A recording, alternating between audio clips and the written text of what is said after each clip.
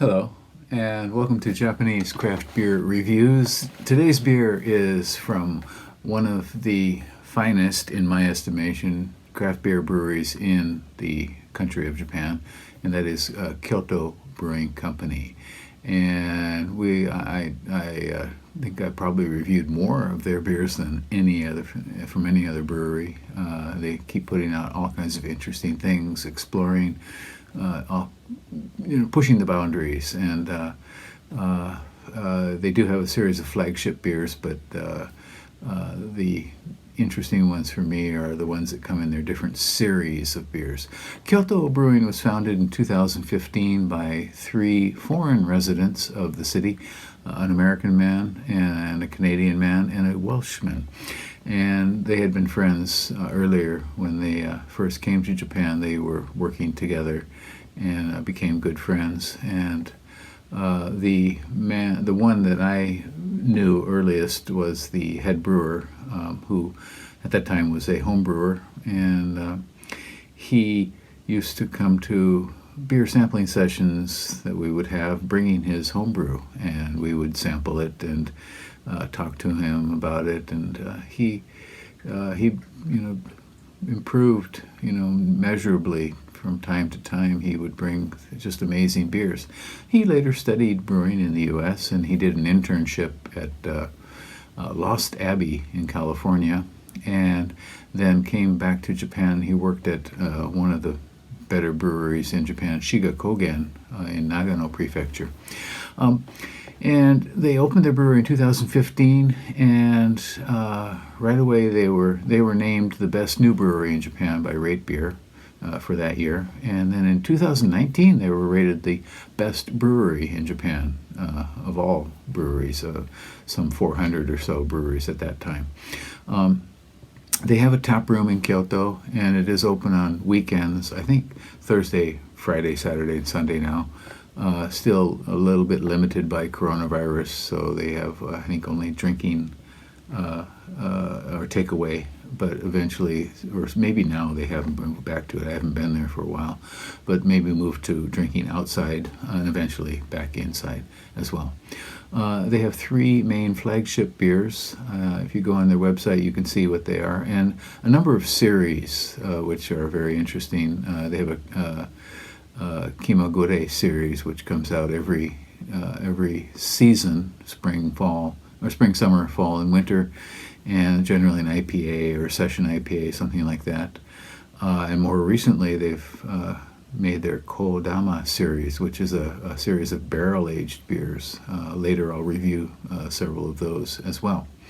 On witbier, they have about 220 beers. When I last checked, the average rating was something like 3.72, which is pretty high for a brewery.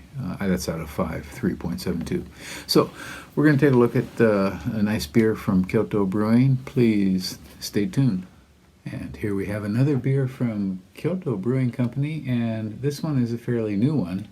It is called Kyoto Brewing Hakujitsu Muchu, and they've translated this into English as White Reverie, and it is a Belgian wit style, and at 4.5%, 15 international bittering units. Now, this style is part of a new series that they have called the Kika, or Rediscovery series, and their goal in this is to explore traditional Belgian styles and reinterpret them. Kyoto Brewing actually started out as a brewery brewing kind of fusion of Belgian and American styles, and they've gone way beyond that, but they are kind of going back to Belgian styles now, and their idea, they want to reinterpret them, and this has an interesting reinterpretation of a wit beer, and I hope it tastes interesting as well. This one uses an herb called kuromoji. The scientific name is Lindera umbellate, and it's a traditional herb, and it's called black letter. It's used in Chinese medicine and things like that. I'm not familiar with it at all, but they have put this into this beer which usually has coriander and orange peel, dried orange peel into it. That's the traditional ingredients in a witbier. But so they've incorporated this kuromoji herb into the beer. And on Rate Beer, this one has only one rating, and that's at 3.5 out of 5. And on Untapped, there were 23 ratings when I checked, and the average is a bit higher, 3.92. The malt bill for this one includes Pilsner, malted oats, flaked wheat, and sour malt. And the hops are Aramis, Spalter, and they use kuromoji is the other ingredient, and then something called yeast lightning at the end of the boil. And I'm not exactly sure what this is, if it's a yeast or it's a yeast nutrient designed to help the yeast get going or keep going in any case. So it's, again, a wit beer, and I'm looking forward to it. It's a style I always enjoy. Probably the most popular one in the world is Hoegaarden, and but in any case, some Japanese breweries have also make these, and we'll see how this one is. Kyoto Brewing's White Reverie, or Hakujitsu Muchu.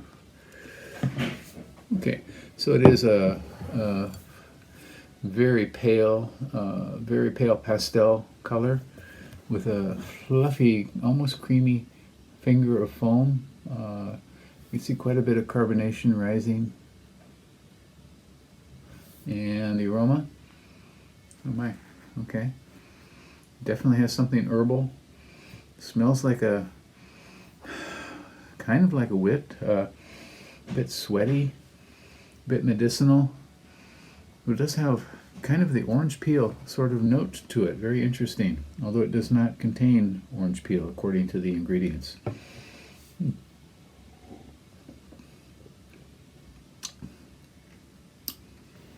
Tastes like a wit. Definitely. Very interesting. Very light. This kuromoji seems to emulate the character of coriander, and light orange peel as well. It's very, very nice. This is mild. Light tingling note in mid palate, and then very small bitterness, and it finishes kind of crisp, almost dry.